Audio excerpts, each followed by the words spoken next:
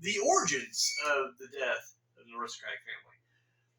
So back in 2019, we just finished up with the year before with Unspeakable Acts, and we had moved on to do the first snuff film, which is a short film that I was putting together. There's a bit of a lull there, and I don't remember exactly why, but we were kind of in between productions at this point. I think we were finishing up post on that, and then we were starting pre-production on Comic Chronicles. And so we just kind of had this kind of window there. And so Josh, back when he was just, one of the guys helping us, on the crew, he comes up to me and he says that, he came across this film festival. They're doing like a horror thing for, the month of October. And so I looked into what it was. It was the monthly movie challenge. And this company, or this group, basically they put on monthly film festivals. And every month there's like a theme. And it's kind of a vague theme for the most part, but it's a theme nonetheless. And anyways, so the month that it was October, so it was just horror, just in general horror. And I was like, all right, cool. However, he brings this to my attention like the week before the festival goes up. And I was like, there's no time to, put this together. So we got together and we basically cobbled together what would become Entropy. And within a week, we, shot this thing, got worked out. In fact, if I'm not mistaken, I think we finished, doing the sound mixing, the afternoon we sent it in. And then we sent it in, the day before the actual festival. So, we were really kind of cutting it close or whatever. Or not the day before the festival, sorry, the day before, the deadline or whatever. And so, but, we get finished, we get it sent in, and it gets accepted. I was like, awesome. And so, anyways, they partnered up with Cicada Cinema, which is kind of like a pop-up theater kind of thing. They go around parks and different places. In this case, I'm forgetting the name of the short horror competition 2019 or whatever, was hosted in a cafe, a little coffee shop type thing. And so anyways, we get it in there, and so it was me, him, and my girlfriend Angel. We went to go to the premiere of this film festival, the premiere of Entropy. And I remember, being really excited about it, and, we get up there, and it's really packed, it's a packed house.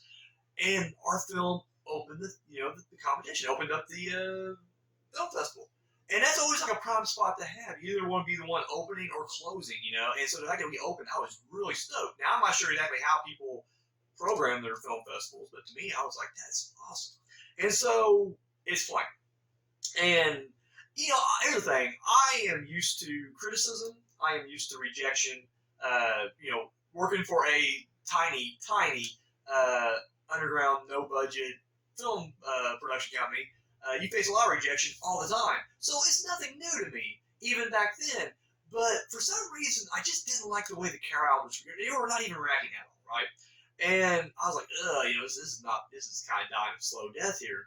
And so, and the film itself, they're only 5 minutes. That's one of the rules of this competition. You have to be a short film, 5 minutes or less.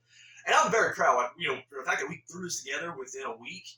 I'm very proud. I love the story. I love, the way we did it. I mean, everything about this movie, I'm very proud. I stand by it, 100%. And so, anyways, as we're, sitting there, watching this thing, no crowd reaction. But then, cut to black, credits, title, and we get a nice round of applause. And I was like, oh shit, awesome. I was not expecting that, And so, kind of boost my confidence up right there, all happy. But then I noticed that with each passing film, it was the same level or more, the applause, and which you're like, okay, that's cool and everything, but no, because there were some films, and again, I'm not just trying to pat myself on the back or jerk myself off, but our movie, I feel, was decent, not great. There was definitely some better films in the competition, but there was also shittier films, and there was one movie, I kid you not, if you want to call it a movie, it wasn't a movie. It was less than a minute.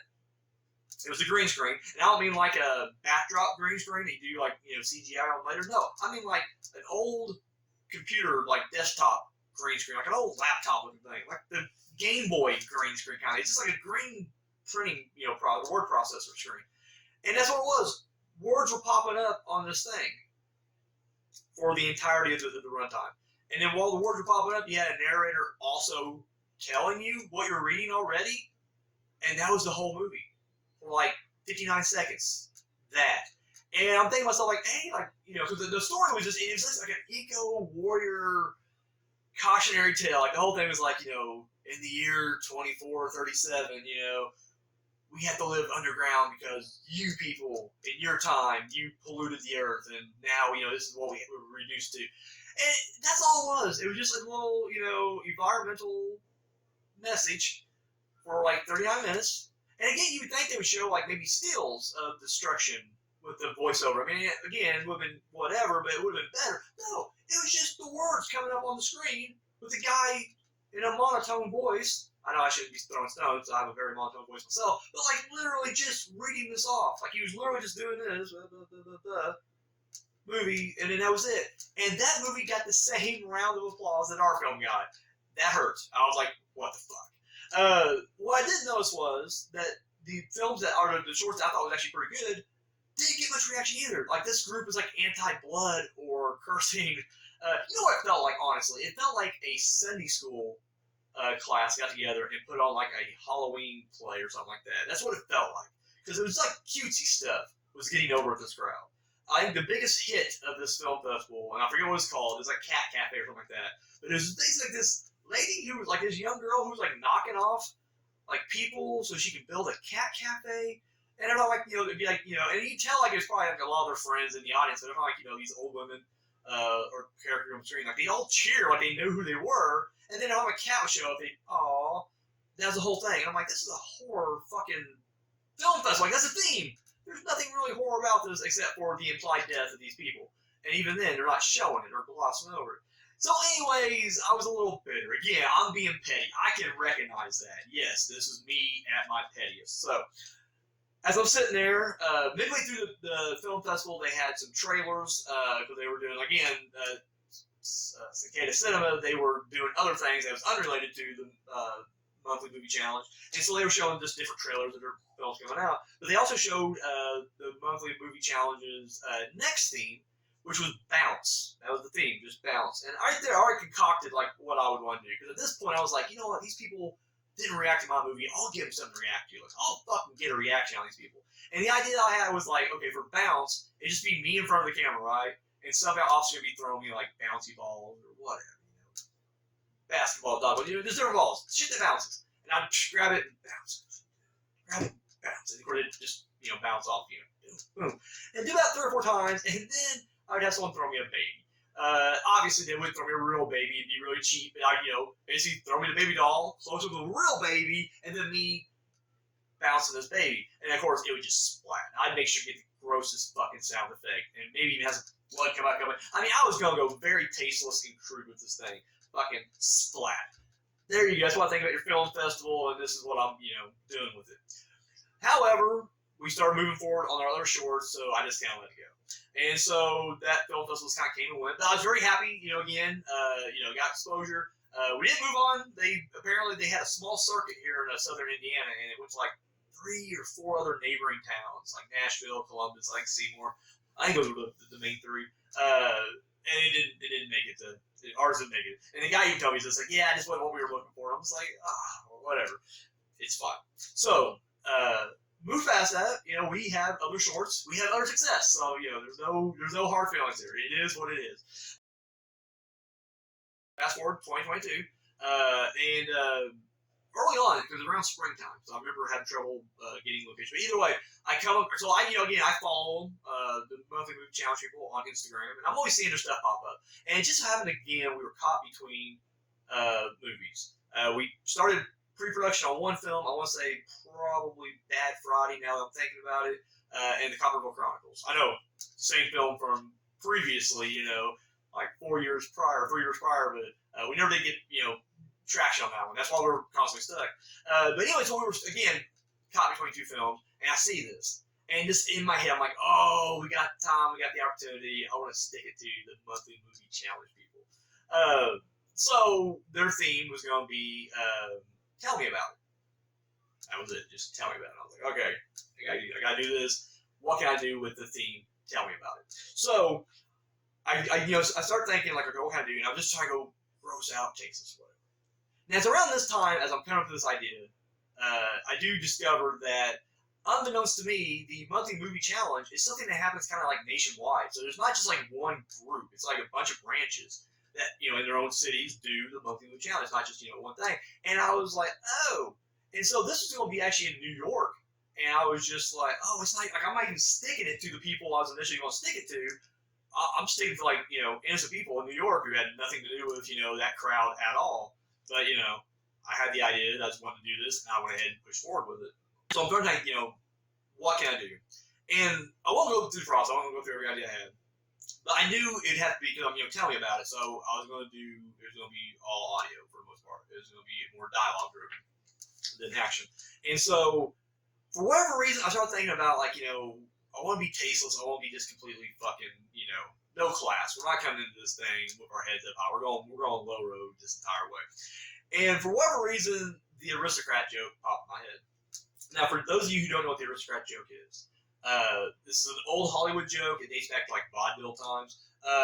Basically, this is like a joke that's just an exercise in gross out, and I guess joke telling stamina, because these jokes can go on for a long time. There's multiple ways to tell this joke, but they all have one thing in common. The opening is the same, and then your punchline is the same, and then the middle part is what you play with and do whatever you want. So the basic set of this joke is always the same. There's a talent agent or something like that who's putting on a talent show, and he's auditioning, different acts. And his family walks in. Now, at this point, you can kind of change it up because it depends on what your joke is. Usually, it's the mom, dad, 2 kids. Sometimes there's more kids. Sometimes there's grandparents. Sometimes there's dogs or other pets. Whatever will fit. The fucked up shit's got. And so when they come and sit down, the talent agent's like, well, what's your talent? What do you guys do? And then at this point, it just breaks down to like weird, like incest orgy with like bestiality and gross out, shit, and whatever you can think of that would just make people go, oh, what the fuck? Like, and that's the whole joke. That's what it is. It's just keep saying the grossest shit, keep topping yourself, and how long can you stretch this out? But then when you get to the end, after they do all this fucked up shit, they end up sitting back down in the chairs, usually covered in like urine, shit, semen, whatever. And the family sits down. Of course, the talent agent is just blown away, shocked, jaw on the floor, like. And he always, says, who are you people? To which they reply, we're the aristocrats. That's the joke. That's it. Not gonna lie, not really my style. I heard this. The first time I ever heard the aristocrat joke was Gilbert Gottfried did a stand-up special. He did it on that. But when I found out, like, this was a thing that a lot of comedians did. When I looked into it, like, it's a huge thing, especially amongst comedians. I know, like, Chevy Chase hosts a party, or used to. I don't know about anymore, but at least back in the 2000s and up, he would host a party where he'd invite all his comedian friends over, and they would just spend hours doing the aristocrat joke. There's actually a documentary you can check out. I haven't seen it, but I've seen the trailer for it about the aristocrat joke. So, anyways, that's the joke. And so I was like, what would be the horror movie equivalent of that? And so I constructed in my mind, I was like, all right, here's what we'll do then. We'll have, again, we went through different versions, but I'll just go ahead and get to the version we end up with here. Where basically it was going to be, this cop comes across this, crime scene, and it's just fucked up. But then he finds these tapes. And as he watches the tapes, it's like he's seeing what this family went through. This family gets brutally murdered. And it's so heinous and fucked up. And I was going to end it with, as it's going on, he's going to be telling somebody this, and that person's going to be like, my God, it's horrible. To which my, character, the detective, would reply, tell me about it. So we tie in the theme there.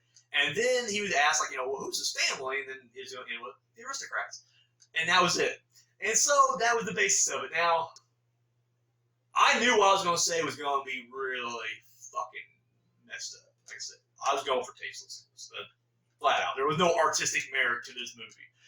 It was literally just going to be me trying to stick it to, again, not even the correct crowd, but I was already had like my revenge boner for these people. That I was like, they're fucking getting it over here. And so, at this point, Josh, who helped me film Entropy, he became our vice president here at TPS. And so, because we've worked together on every single movie we've done here at TPS. So I knew I'd be working with him again and kind of run through him. But again, we run everything together as a company. And so I go to him knowing like he is not going to be on board for this like at all. And so I pitch it to him. And honestly, yeah, my gut feeling is correct. he did not care for this thing. He didn't outright say like fuck no. He was just like, why are you doing this? We don't have time to waste. Like, we should get our movies done, not wasting time on this revenge plot for a group that's not even going to see it. And even if they were, they could just not show it, and you just be a movie for nothing. Daniel asked me to be a part of this project, and I said, man, I think this is a really silly idea. But okay, we'll see how it goes. And then when we got to doing it, I was like, man, this is a really silly idea. I don't think we should do it. And then I was there doing it, so that's how I got involved doing it. But I was like, listen, man, like, it's a fun idea. This will be an extra, it's going to be something fun to do. It's going to give something to do in between takes. And, fine, maybe they won't, maybe they will. I don't know, but we'll just do it.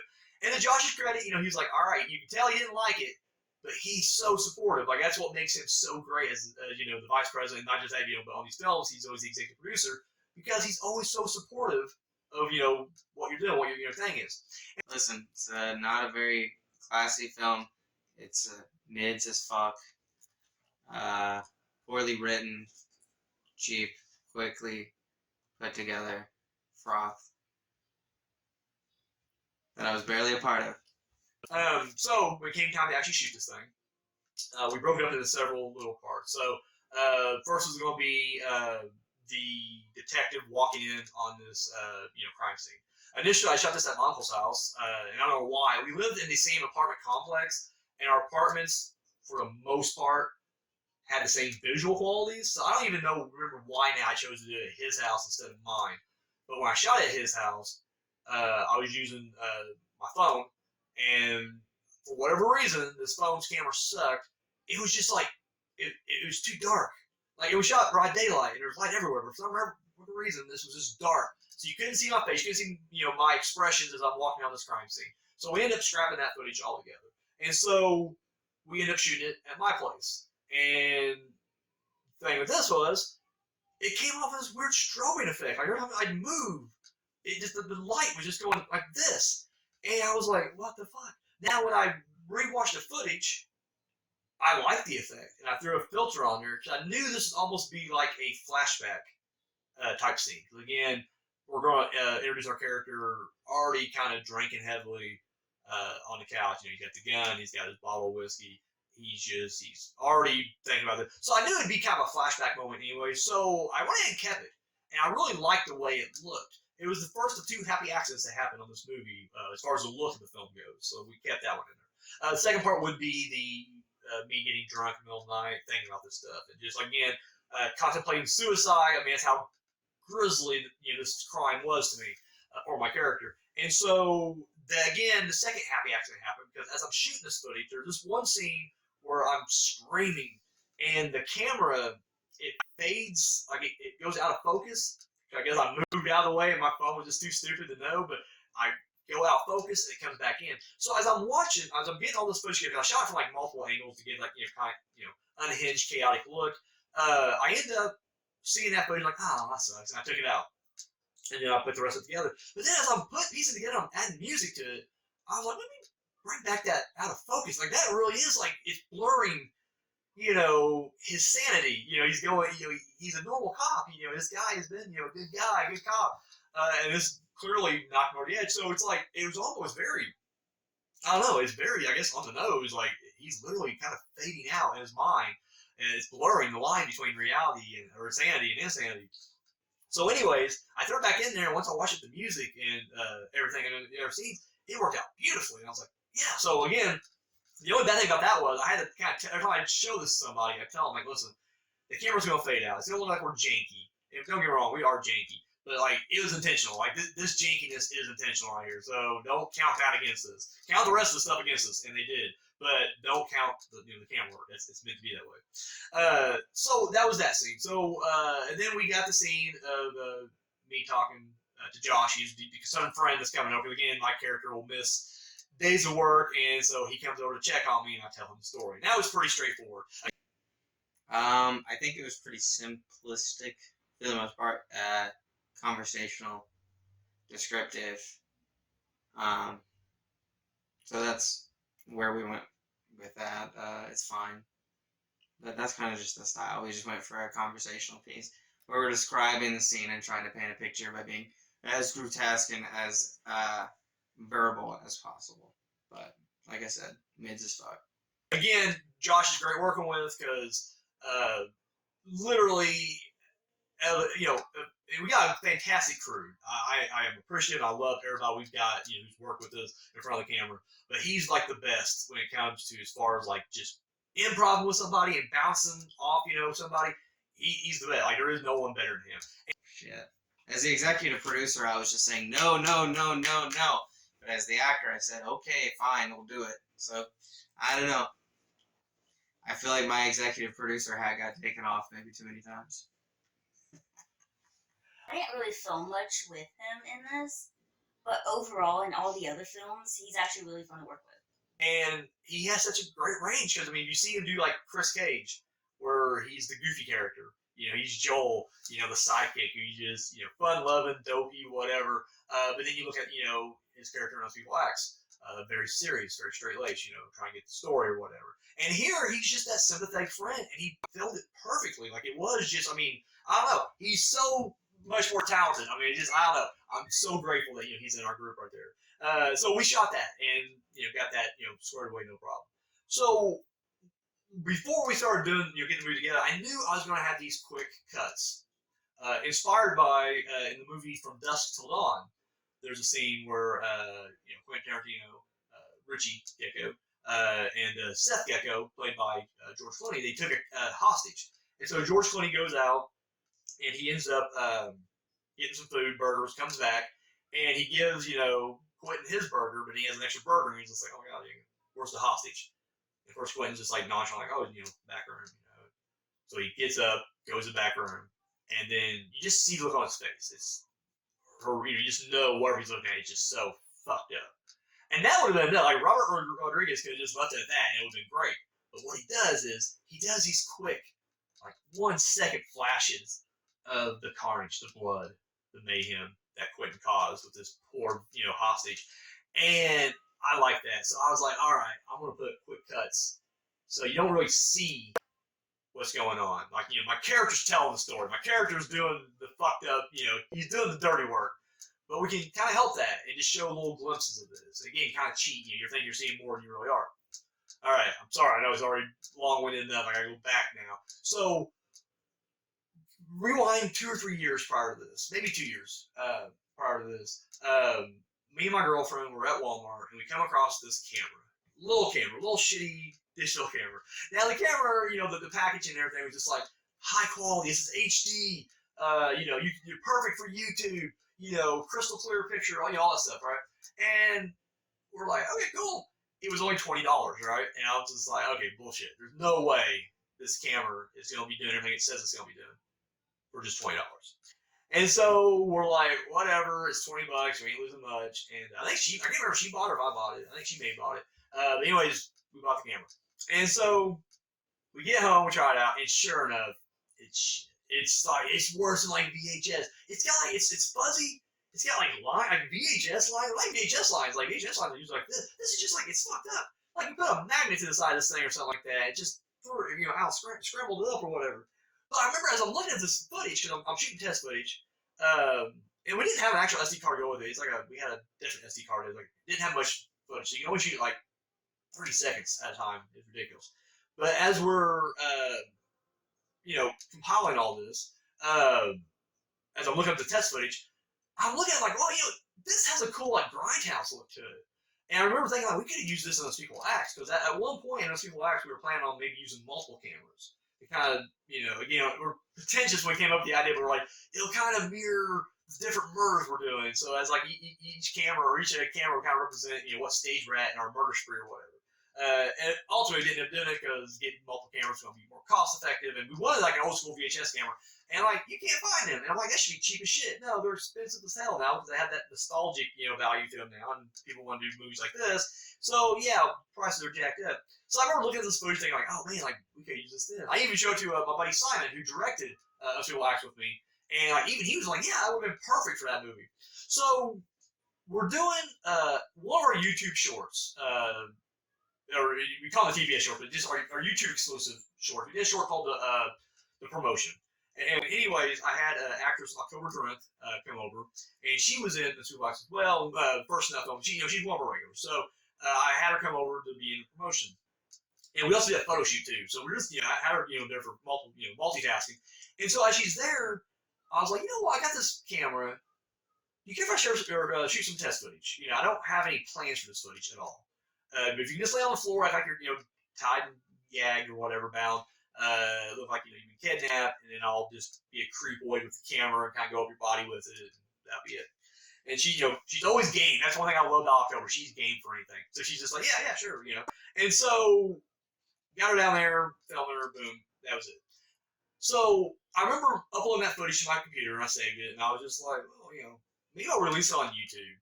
And I'll, with no, explanation, there's no, backstory, no context, just this little 30-second clip of, her tied up in my, living room.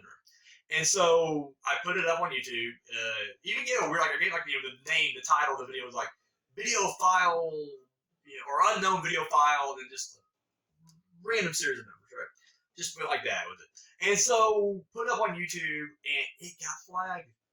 It got restricted, and it was like, and I don't know, this is violating guidelines or whatever. But I'm guessing it just looked real. It's disturbing. It looked fucked up. So anyway, it's still there. It's just, it's unlisted. You can't, you'd have to have a private link to it, or you have to, somehow stalk her. I don't know. But it's on our channel, but yeah, it had no views because it was just, whatever, restricted. So, fast forward now, back to the present, or, when we shot this movie. And I knew I'd use that camera. Well, I went ahead and got a hold of October. And I was like, hey, I'm doing this movie. Told her what it was. And I said, do you care if I use the footage? Because, hey, definitely trained under the study. I studied under the guidance of Roger Corman. You can cut corners and make it cheap, do it. And I was like, this is one less scene I have to shoot. It's already shot, And so I told her, and ran by her, and she was cool with it, And so I was like, perfect. So there's our mom. We got our mom in this brutalized family, the aristocrats. And so again, cutting more corners. When it came time to do the dad, I was like, I'll just do it. I'll obscure my face. You just cover me in blood, whatever. Boom. And so I was the dad.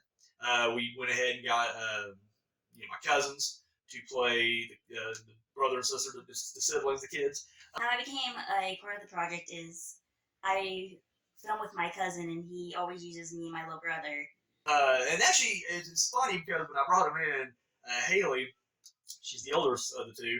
She always kind of quips that, you just, always use this to kill us. And I was telling her, well, wait a minute, you guys, both in the first snuff film, you guys didn't die in that movie. You guys were the punchline at the end of that thing. You guys, make the joke at the end. It's I didn't kill you there. However, even though it's not stated or technically connected, in my mind, they are the same siblings. In this movie, in that movie. So she's right. I have killed her in every single thing I've done with her in it. So yeah, you're right. You got killed in this one. I think it's funny to be the main one that dies in every single one. So anyway, they played the siblings.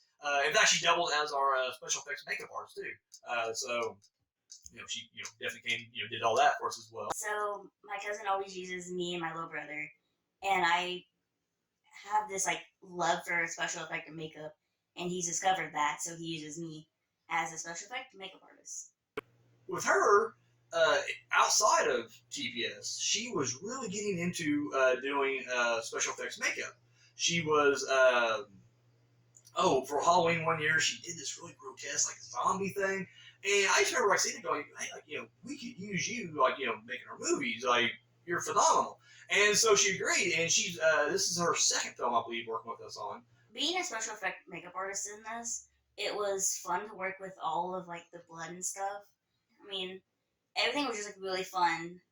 Trying to figure out how to the special effect, the blood, and get it perfectly and not look like it was just kind of fake, just poured. I think that was one of the challenging parts a little bit. Man, always top-notch effects. Bringing it home.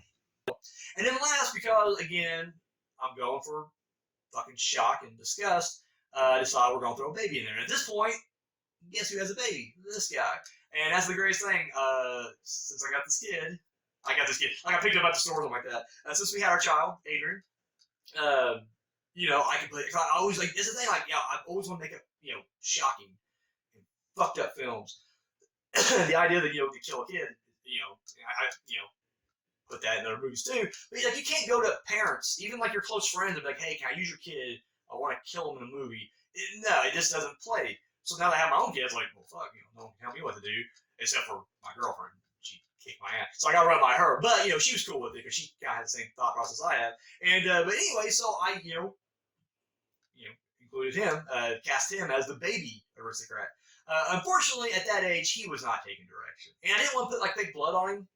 Because even though it says non-toxic, like, a baby's skin is very sensitive. And I didn't know how to react. I didn't want to try it. I didn't want to test it. If it was someone else's skin, I would have done it. Fuck. But my kid, no, I'm not going to do that. But I also didn't want to do like KO syrup either, because that shit's sticky and messy, and I was afraid like he would get it all over the crib, and I didn't want to fuck with it. I didn't want to get messy, and so I was like, fuck it. And so as I'm filming him, just from different angles and everything, he grabbed like his little fat chubby hand grabs the railing of this crib. And I was like, perfect. We'll just cut to that. That'll be his little shot in this movie. And so anyway, that's what we did. So I think the direction and the style of the film is gruesome, but it is cool. And I think in some ways it can go pretty far. Alright, so the movie gets cut. We put it together, me and Josh watch it. We loved the final product of it. Like, even he was coming around by the end of this thing. We just had fun, doing this thing. And so I go ahead and I email it to the monthly movie challenge week. And like, I forget when I did it, but like, let's say whenever I emailed to them, like day of, they hit me back an email going, hey, congratulations, we enjoyed your shorts, you're in, the festival will be on this date, whatever. So you're basically just giving me the extent. And I'm like, awesome, And so, I'm posting on social media, like, hey, we got in. I'm telling everybody who's involved, like, hey, we got in, guys. Can you believe it? Who would have thought? But they say they loved it. I'm realizing now that was probably just a standard, generic, you get the movie, yeah, you're in, they sent it to you. They didn't actually watch it. Because 2 days later, I get another email. And this email, it was great. They were telling me, I'll just show a clip of, we turned it into a trailer, actually. Hey, Daniel. I wanted to give you a heads up that we won't be able to show your film in the program. While we don't have any limitations, that is there to give people their creative freedom to produce what they want, but once something is submitted, we have to take into account a few things. Language isn't exactly a problem, but as you must have intended, your film talks about some pretty disturbing things. And to have a bit of a ending, we think it crosses our generous line of what we can't show. And so I love how, like, literally it goes from being like, we want you to express your, we don't censor our, the filmmakers, you can say whatever you want. However, and of course I was hit with the however, they're like, but you went too far. And it's great, I felt like, we got kicked, out. Clearly it was the dialogue. Like, it wasn't the blood. Again, there maybe 2-3 seconds of, gore this entire movie. That's it, not much at all. It was all, just me running my mouth. That's what got us, banned from this film festival. I think the plot and the subject is kinda morbid in a way, but it's interesting also. But anyway, so again, it was their thing, and they had final word, and that's cool. I mean, their choice, it's their film festival, whatever. And I absolutely love it because the carny inside of me was like, "This is how I want to start advertising this movie." And so like I said, I got that trailer together. Talking about how we're now banned. TPS. We've always been on the edge. It came to underground horror cinema. Anyways, now we've been banned. Like, we went too far this time, and we're joining such great movies like Cannibal Holocaust, a Serbian film. We were banned with the bed. And so I ran up that narrative. And so every time we would enter this film festival, I sent a cover letter saying, like, listen, just so you know, we have been banned. This movie was taken out for its context, for its dialogue, and so, or content, I want to say, sorry. It's been taken out for its content, and so just so you're aware, we've been banned. And I thought that would help us get like a leg up. Like in my mind, it's like, oh, they're gonna be like, oh man, the bad boys of underground filmmaking. Sure. No, it was the complete opposite. And so for like a month straight, I went wrong a whole month. I'm sending out this film. Like I am throwing out feelers and showing copies to everybody. Like I'm wanting to get out there, but like no one's biting on this thing like at all. And I mean, I'm not surprised. That's like, our whole point was to offend and shock one group of people. So it's just like, yeah, we did that, and this is what happens. So the thing is, I'm sitting on this short film, and I was like, what am I gonna do with it? I could easily, and this is what we're doing right now. Is, we're putting it on YouTube now, but I didn't want to debut on YouTube. Like I feel like anybody, don't get me wrong. When I say anybody can make a movie, that's not true either, because it takes a lot. Even a short film, it takes a lot to do a short film. Until you actually start doing it, you can't really appreciate how much hard work goes into doing something like this. And I said, we did a feature, and we've done nothing but short since then. And let me just tell you, like, yeah, it's a lot of work, especially with no money and no spare time. You get no free time. Guess what? Boom, you're yeah. So, anyways, anybody can make the movie though when they do finally get the movie put together, and just throw it on YouTube or Vimeo or Dailymotion or whatever streaming sites are out there.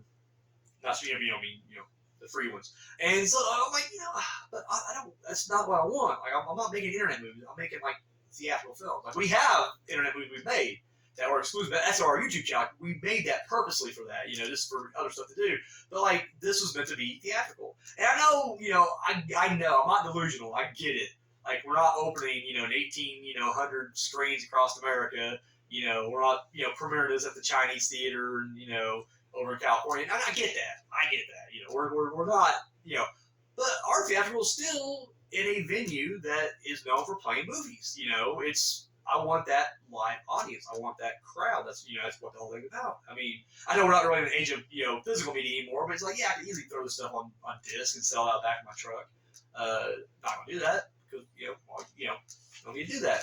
I make theatrical films. That's what I do, and that's what I was wanting for this one. But again, after sitting on it for a month plus, I was like, oh shit, because again, regardless of this is the lowest form of art there could possibly be. Like there is no lower form of art in my opinion. Like this is the bottom of the barrel. People still worked hard on it. People still gave up time to come and help me do this film. And they deserve to see this, at some point, or have their friends see it or whatever. And I think they really want their friends to see this one, but you know what I mean, And so I started wrestling, did I just go ahead and release this on, just eat it, say fuck it, and put it up on YouTube, and just let it go, and then move on to our next film or whatever. And it was around this time I started thinking about this that we finally got an email back. We got a reply back from the Golden Horse International Film Festival, and they accepted our movie. And I was like, no way. But this time I was hesitant to release anything saying like, hey, we got in, because last time I did that, I had to eat my words and we were banned. And even though I was excited then to be banned, now I was like, okay, we've already been banned. Like now I want to get this thing shown. Let's get past this, And so I waited, but I waited until like the day before the festival when I knew like, okay, we must be locked in. And so I went ahead and released it. The cool thing is not only did they play it, we won an award. We won a special mention award, which is crazy. It's like, what? So to have this movie that, admittedly, even though I guess it does have a plot, there's not a lot of thought as far as, like, entertaining a crowd with this. This is not meant, and this is barely a movie at the end of the day. Like, I'll be the first to admit that. I'm so proud of it. I love this film. I will still watch this and get a chuckle out of it and everything else. But to call it a film, it's a stretch, it really is. Like, but for that movie to first become banned for being so tasteless, and then for everyone else to kind of shut the door on it as well, to getting accepted to this film festival and then winning an award, that's just crazy to me. I think it being banned was crazy because I didn't think it would. But it being banned and go into a film festival and then win an award is just mind blowing on how that even came about. I think some people understood the joke, but some people didn't.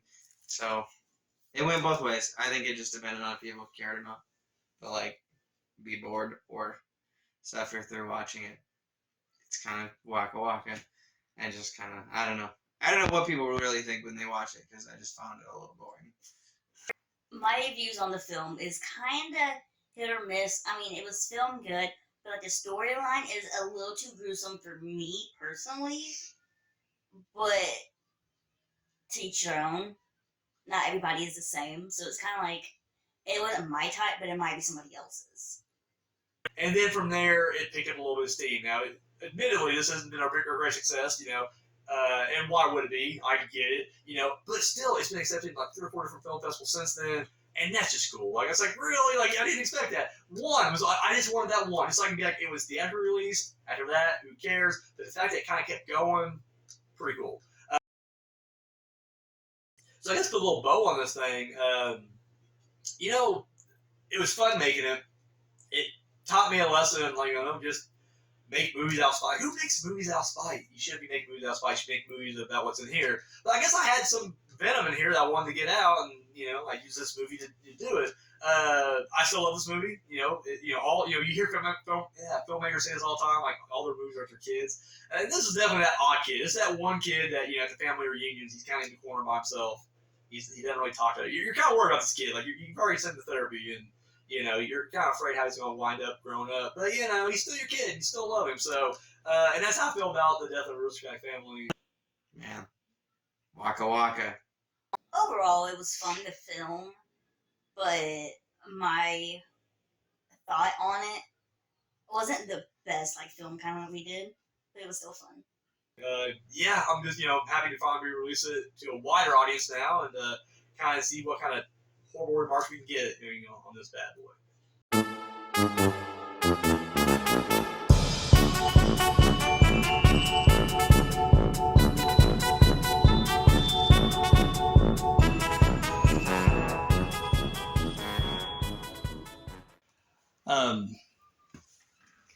Good stuff.